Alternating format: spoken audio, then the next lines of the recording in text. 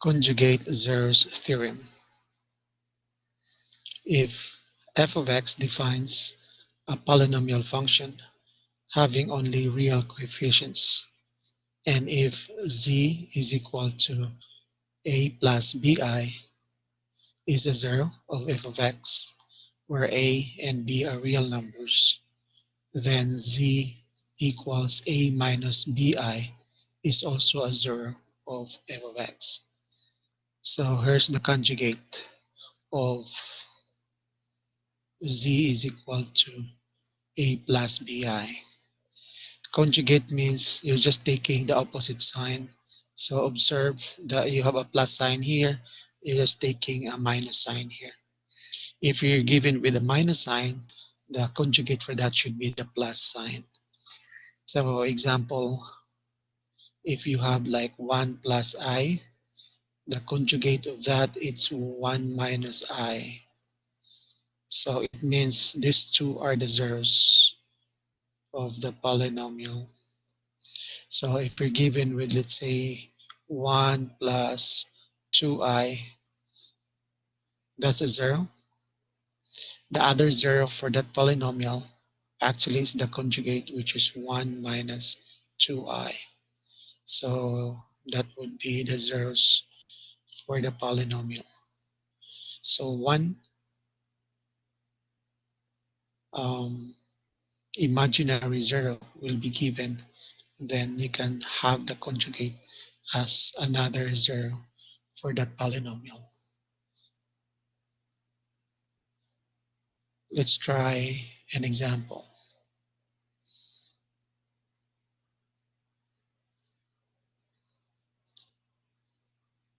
For example, you're given with f of x equals x power 4 minus 7x cubed plus 18 x squared minus 22 x plus 12. Okay, and you're given with 1 0. So 0 here is given as 1 minus I. So if 1 minus I is given, then 1 plus I also is 0 for this polynomial. Okay, so we can actually prove that by using the long division or synthetic division. So let's use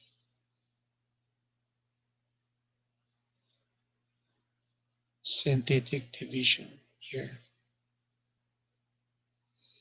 Okay, so our k here is equal to 1 minus I. So that goes to the box here, 1 minus I. And then remember, there's no coefficient on the first term here. So that would be a 1. And then look at the powers. It should be in descending order, power 4, 3, 2, and we have a 1 here. No power, it's understood as 1. And then the constant term. Now, if there is 1 missing on any of those terms, you put a 0. So I'll copy the numbers beside the terms. So we have 1 here. The next one is minus 7. The next one is positive 18. And then we have negative 22. And then the next one and the last one is 12. And then draw the long horizontal line. We drop the first number, goes down. We have 1 here. 1 times 1 minus I is 1 minus I. And then we add this, it gives us, you only add the real parts, this one here, negative 7 plus 1. So it gives you negative 6 minus I. Then multiplying this to our k, that would be 1 minus I times negative 6 minus I. Multiplying that using FOIL method, that should be negative 6. Multiplying that there, it gives you a negative I. Multiplying that there, it's positive 6I. This one should be plus I squared. And we know what is I squared, right? I squared is negative 1. Okay, so uh, here, negative 1, combining that to negative 6, it gives us negative 7. So negative 7 goes here. Combining the uh, middle terms, negative I plus 6I, it gives you positive 5I or plus 5I. Okay, you're still adding this. Add only the real parts. So it gives you 11 plus 5I. Okay. And then we multiply this again. So let's multiply that. So you have here 1 minus I times 11 plus 5I. So multiplying that goes this. You got 11. Multiplying 1 times 5I, it gives you plus 5I. Multiplying negative I times 11, it's negative 11I. Multiplying negative I times 5I, so that should be a negative 5I squared. And we know what is I squared. Again, it's a negative 1. And our answers would be, you're looking at negative 1 times a negative 5. It's a positive 5 plus 11. That would be 16. Then combining the middle term, it gives you negative 6I.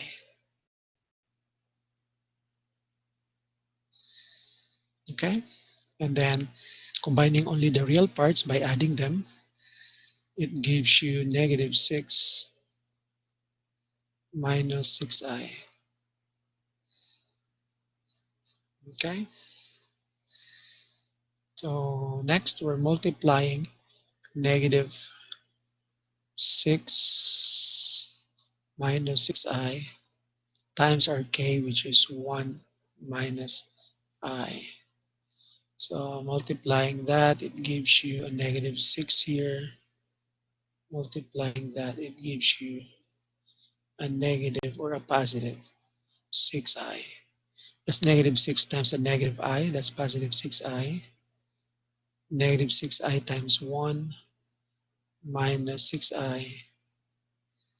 And then multiplying a negative 6I times a negative I gives you a plus 6I squared. Okay, and let's look at what's in here. I squared should be a negative 1. A negative 1 times a positive 6, it gives us negative 6. Minus the 6 here, it gives you negative 12. So we have a negative 12 as our answer.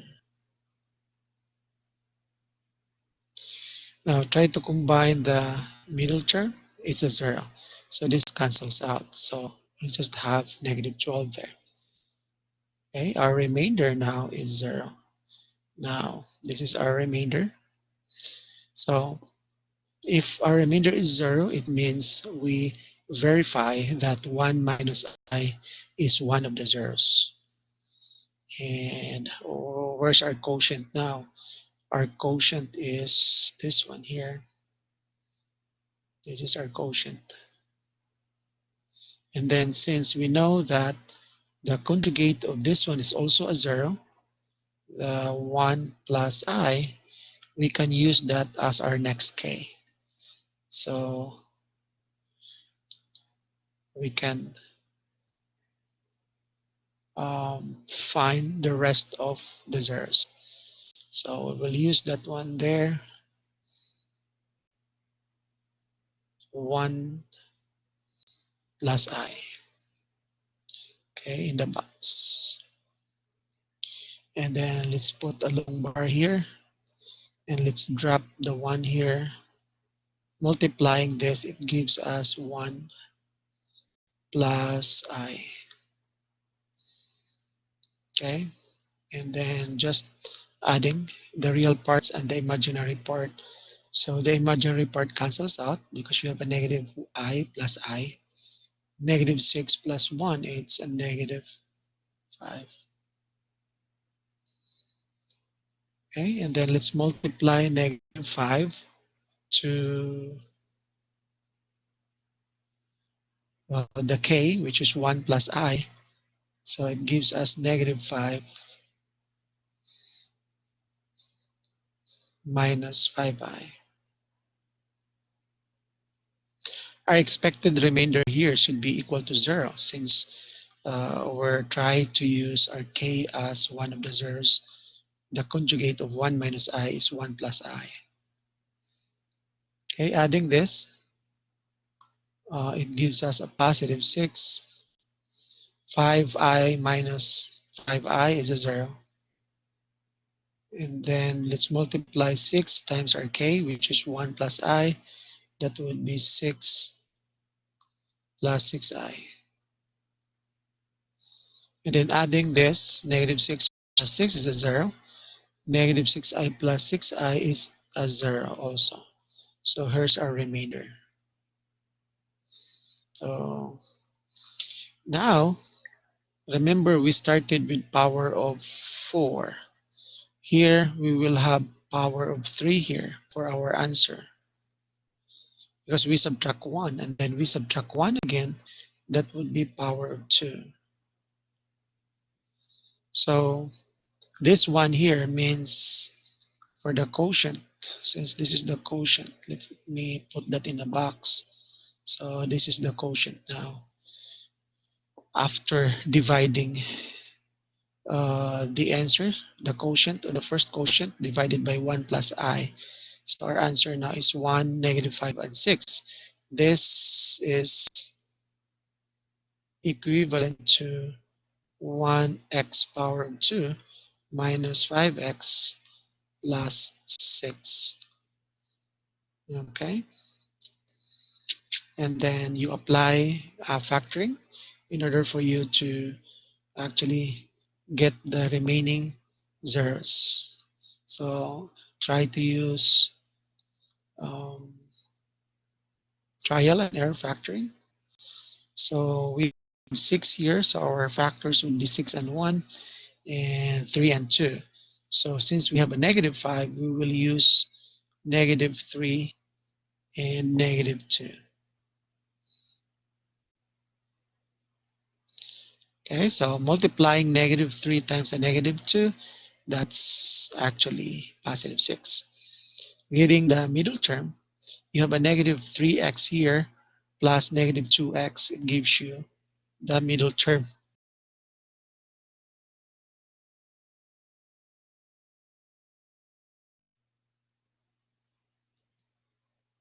So here's our answer. Our f of x here is equal to, this is the linear factors.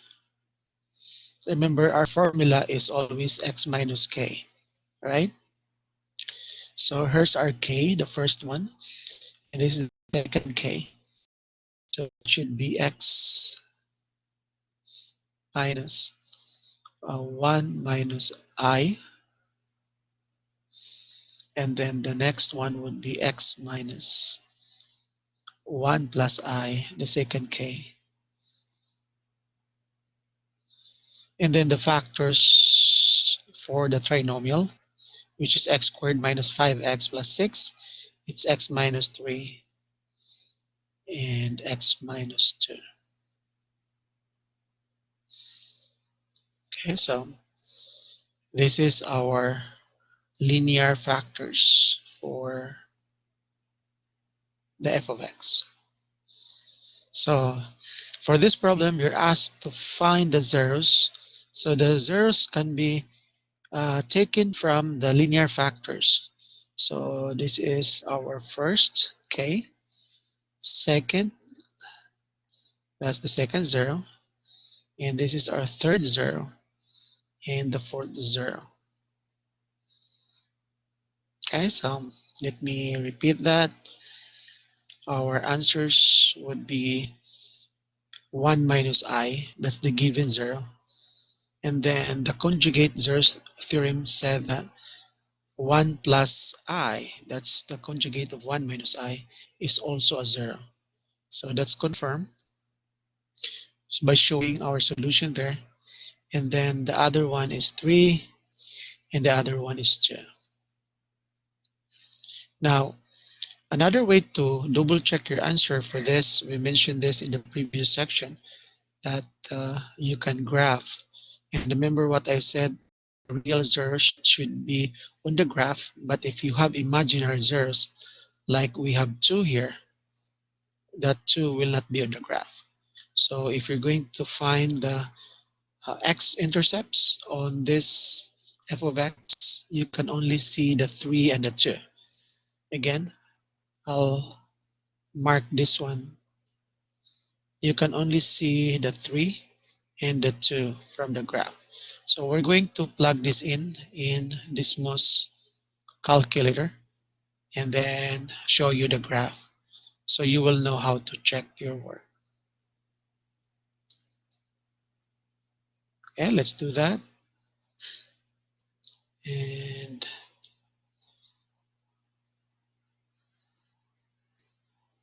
I'm going to share the graph now.